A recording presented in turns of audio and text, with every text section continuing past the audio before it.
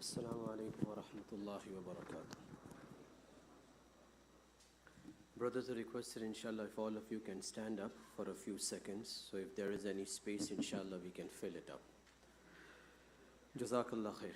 We can stand up, and if there are any gaps in front of us, please move forward.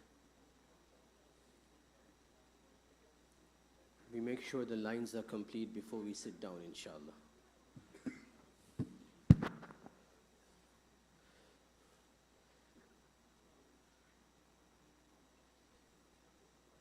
Jazakallah, brothers. We move up, inshallah, if we see a space in front of us.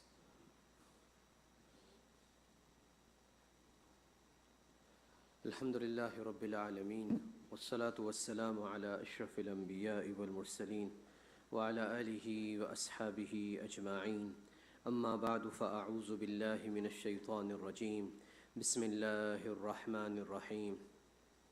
الذين آمنوا وهاجروا وجاهدوا بأموالهم وأنفسهم في سبيل الله أولئك أعظم درجة عند الله وأولئك هم الفائزون. صدق الله العظيم وصدق رسوله النبي الكريم ونحن على ذلك من الشاهدين والشاكرين والحمد لله رب العالمين. سبحانك لا علم لنا إلا ما علمتنا إنك أنت العليم الحكيم. رب اشرح لي صدري ويسر لي أمري واحلل عقدة من لساني يفقه قولي رب زدني علما. My respected elders and brothers, we are passing through the last weeks of the Islamic month of Safar. This is the second month of the Islamic calendar. A very famous incident in the history of Islam in the time of Rasulullah sallallahu alaihi wasallam took place in this month. We call it the prophetic Hijra, the migration of Rasulullah sallallahu alaihi wasallam from Makkah Mukarramah to Medina Munawwara. There are two aspects to this incident. One is the physical aspect. What were the reasons he migrated? Why did he left his city where he was born and raised up? What difficulties the Sahaba radiallahu anhum, his companions, had to face? And second part, the second side of the picture is the lessons that we learn from this incident. I'll just highlight a few points as far as the physical aspect is concerned and the basic 4 lessons that we learn from this incident. Inshallah, not tomorrow, that is Saturday. The next Saturday, that will be the 16th, inshallah. We will have another program after Isha, inshallah, or after Maghrib, whatever the time that is decided, in which we'll expand on this also. The entire journey, step by step, how it started, what happened in between, and how it ended. But for today, just a few highlights, inshallah. And that is not tomorrow, the next Saturday, inshallah, the 16th. So it was the 13th year of prophethood. Rasulullah sallallahu alaihi wasallam had been giving da'wah, invitation towards Islam for the last 13 years. He was 53 years old. 40 years, at the age of 40, he got the nubuwwah, the prophethood. 23 years he lived after prophethood. At the age of 63, he left this world. So 13 years of prophethood were in Makkah Mukarramah. The last 10 years were in Medina Munawwara. The years of prophethood, we call them Nabawi, the Nabawi year. And the years after migration, we call them Hijra. Today we are passing through the year in which we are is 1445 after Hijra, which means 1445 years have passed away since the migration, the Hijra of Rasulullah sallallahu alaihi wasallam. Why did he need to migrate in the first place? He wanted a place for Islam to prosper. For the first 3 years, he wasn't giving da'wat openly. It was hidden da'wat in the houses of the people. Starting from the 4th year until the 13th year, it was continuous da'wat, open da'wat. We all know the level of persecution and torment and pain and suffering that he had to bear. Islam wasn't allowed to prosper. It wasn't a conducive environment for Islam to be implemented on a national level, on a city level. You can practice it, but in that case also, you have to face the punishment. So that's why this is the reason behind the migration. What was the level of persecution? Every once in a while we hear.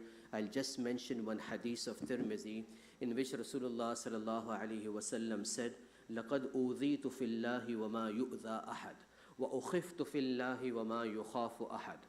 The level of torment and pain and suffering that was given to me was not given to any prophet before me, meaning by his people. And the state of fear in which I was made to live, the state of fear in which I was made to live, no prophet before me had to face this level of fear. وَلَقَدْ أَتَتْ عَلَيَّ من 30 يوم وليلة ما لي ولبلال ما يأكله ذو كبد إلا ما يواري إبت بلال أو كما قال عليه الصلاة والسلام. 30 days and nights would pass by, and me and Bilal radiallahu an would have nothing to eat except for this much small amount that would be hidden in the armpit of Bilal radiallahu an. Meaning 30 days and 30 nights, not a single day would be there where Rasulullah sallallahu alaihi wasallam and Bilal radiallahu an can have full stomach, can eat their fill once in a day. Forget about a day, 30 days and 30 nights. Maximum they would receive in a day would be such a small amount that can easily be hidden in one's armpit. And that is also not for one person, that is for two people, Rasulullah sallallahu alaihi wasallam and Bilal radiallahu an. So this gives us an idea, the level of persecution and torment and pain and suffering Rasulullah sallallahu alaihi wasallam had to bear, and the Sahaba radiallahu anhum, his companions, had to bear in Makkah Mukarramah. So there had to be a place where they can open up, they can prosper. That's why the command of Allah subhanahu wa ta'ala came that you should migrate to Medina Munawwara. He was already told in the incident of Mi'raj that this is the city where one day you will migrate. The original name of the city was Yathrib. Once he migrated, it came to be known as Al-Madinatul Munawwara. Al-Madina in Arabic is the name of any city, it's generalized. But when we say Al-Madina with Alif Lam, this means the Masjid al-Nasr city of Rasulullah sallallahu alayhi wasallam. 13 years had passed. It was the 13th Nabawi. The season of Hajj had finished. Until then, 70 plus brothers and sisters had already accepted Islam from the population of Madinatul Munawwara. They used to come in Hajj in the last 3 years. Every year, a few people in a gorge, hidden, would take bay'ah, pledge on the hands of Rasulullah sallallahu alaihi wasallam. By the time he was migrating, 70 plus people had already accepted Islam and had offered him to migrate to Madina Munawwara. The command came in the beginning of Muharram. Rasulullah sallallahu alaihi wasallam told the Sahaba radiyallahu anhum to start migrating. So this was the beginning of the 14th year of prophethood, or the first year of Hijra, whatever we want to say. Sahaba radiyallahu anhum started migrating. It took almost 2 months for everyone to fully migrate. Could it happen over time? There weren't any planes. You had to travel either on foot or on a camelback. Minimum is 7 to 8 days of traveling on a camelback, minimum. So they started in Muharram. Until the last week of Safar, nobody remained in Makkah Mukarramah except for the handicapped, the really old people who could not travel, or the people who did not have the means, the money to buy the conveyance for this travel. Only these people were remaining behind, other than Rasulullah sallallahu alaihi wasallam, Abu Bakr radiallahu an, and Ali radiallahu an. Other than these three major personalities, Makkah was empty. Muslims had left except for the exceptions that I mentioned. And he started his journey in the last week of Safar and ended it and reached Medina Munawwara within the first 10 days of Rabiul Awwal. So this is by and large the time frame and the physical aspect. One incident, then we'll go on the lessons that we learned from this incident. How much the Sahaba had to bear and take when they were migrating from Makkah to Medina. When Rasulullah sallallahu alaihi wasallam left Makkah, he came on the border, he looked back towards the mountain of Makkah. More or less to the nearest meaning, he said, O Makkah, I love you. If my people would not have pushed me out of you, I would have never left you. One incident, Abu Salma al-Makhzumi radiallahu an had a wife and an infant boy. One morning, loaded the camels, 2 camels, one for himself, one for his wife, made them mount on the camel with an infant baby, mounted himself and started the journey. His in-laws and his own family, his in-laws came to know. They came in and they literally took their daughter off the camel and said, you can go, but we won't let our daughter go with you. When this altercation was going on, the sisters-in-law, meaning Salama radiallahu anha, her in-laws came in, meaning the family of Abu Salma al-Makhzumi radiallahu an, and they snatched the boy from her hand. They said, you can go, but this son belongs to us.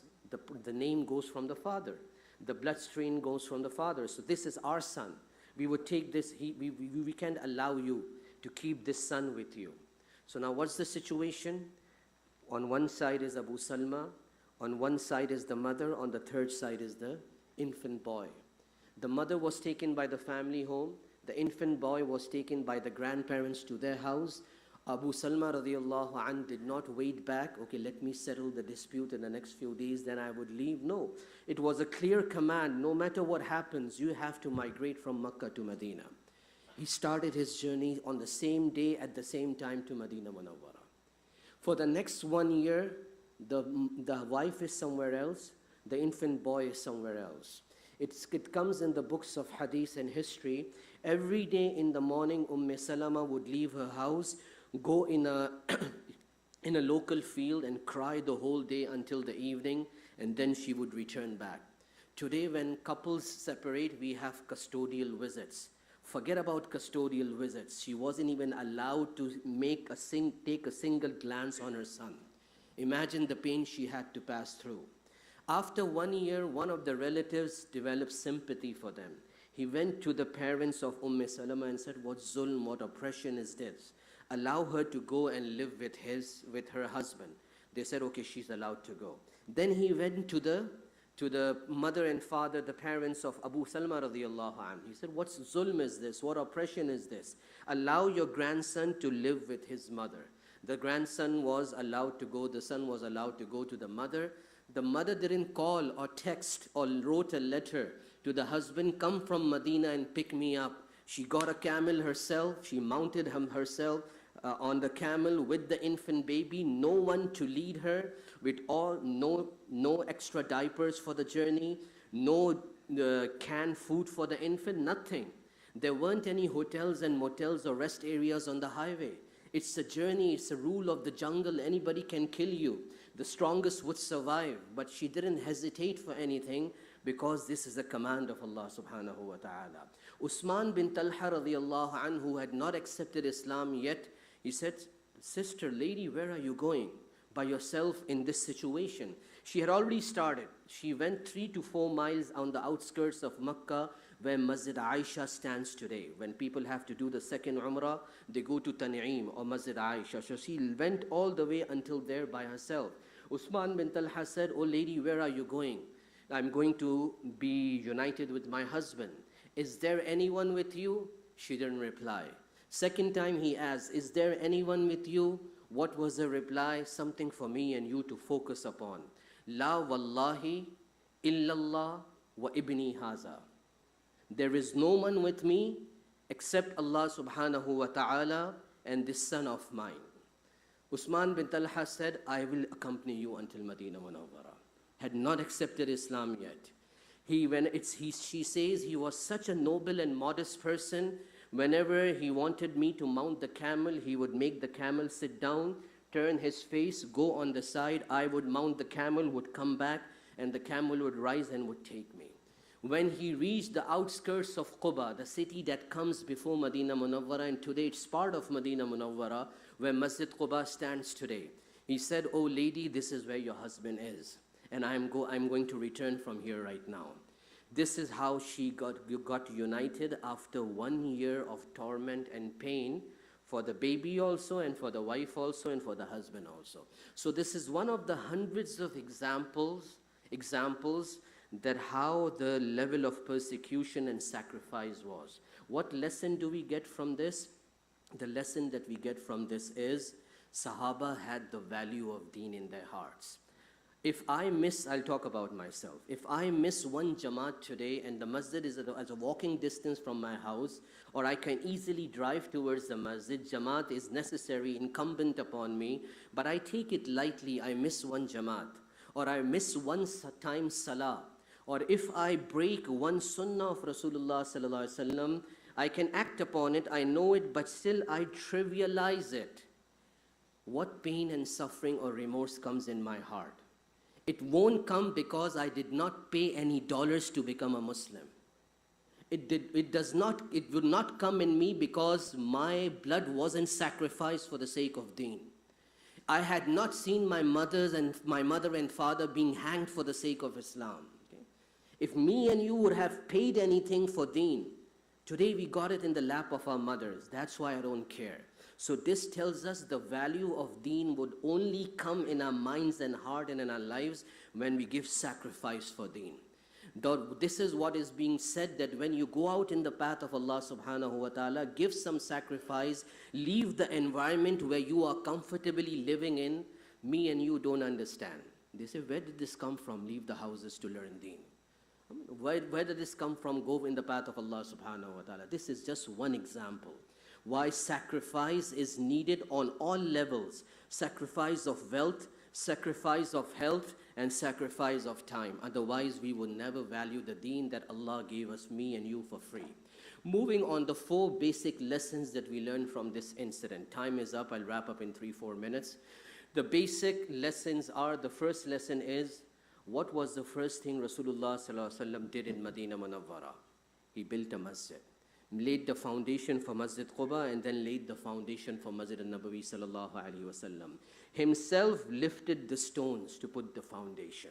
This tells us whenever in Western countries, whenever Muslims migrate to a Western country, to a place, or move from one city to another city, the first target would be to build a masjid if a masjid is not there. If not, if the masjid is already there, try to live near the masjid.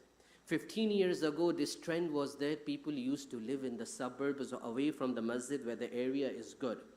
They didn't put masjid as a focus, but alhamdulillah, the trend has changed now. People move into cities just because there's a good masjid in a city. So this should be the criteria of a believer, that I should be near the masjid. Masjid should be within my access, because if masjid is far away, it's not just that you are missing Jamaat, you are missing everything. Because masjid is the epicenter of a Muslim's, of a believer's life. The activities that go on in the masjid controls everything. Second thing that Rasulullah sallallahu alaihi wasallam did was laid a foundation for an Islamic institution, an Islamic school, an Islamic madrasa. What was that? The madrasa of Ashab Suffah, where approximately 70 to 100 Sahaba radiyallahu anhum were always there. Those who have gone to Masjid al-Nabawi still know that elevated chabutra, we say in Urdu, the elevated station that is there behind the Rawza of Rasulullah sallallahu alaihi wasallam. That is the place where the Ashab Suffah, who had no house, who had nothing, but they were the students of Rasulullah sallallahu alaihi wasallam, they used to sit there. Whatever would come as food for Rasulullah sallallahu alaihi wasallam, he would distribute amongst them. Otherwise, nothing to eat, nothing to drink, nothing to wear. Okay? Though this tells us Islamic institutions, Islamic schools, masjid is the basic requirement. But forgive me, without any disrespect, masjid is not enough. There has to be an Islamic school in the community. There has to be an after-school program in the community. There has to be a weekend program in the community. There has to be a hifz school in the community. There should be some type of alim program in the community. Whatever the need is, one thing will not cover everything. Every department needs to be addressed. So whatever the need of the community is, they know that our need would be fulfilled. And Rasulullah sallallahu alaihi wasallam gave a live example of this in the city of Medina Munawwara. Third lesson that we learn from this is that he developed social networking. Today we think that this is what the late 90s gave us. Sure, the late 90s was the birth time of the social networking, what we see today. And it's way above and beyond what it was in the late 90s and the beginning of the new century. But the real example was laid down by Rasulullah sallallahu alaihi wasallam.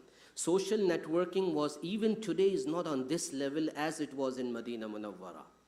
The people who were locals, they are called as Ansar, the helpers. People who migrated were known as Muhajirin, the immigrants. If an Ansari had a job and an immigrant didn't have a job, he was attached with that Ansari so he can get a job also. If an Ansari was a businessman and another immigrant wanted business, he was attached with that businessman. If an Ansari had a house, extra room in his house, an immigrant who didn't have any place to live was attached with that immigrant, with that Ansari.